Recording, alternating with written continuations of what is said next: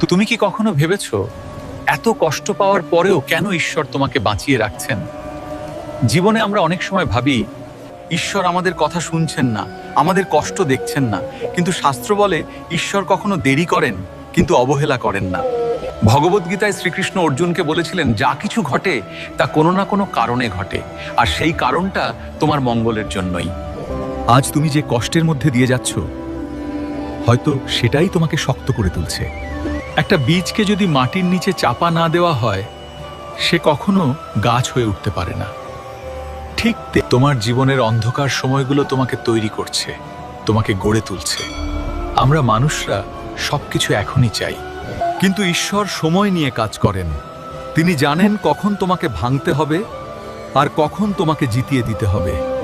তাই যখন জীবনে কষ্ট আসে, ভেঙে পড়ো না। নিজেকে বলো, এটা আমার শেষ নয়,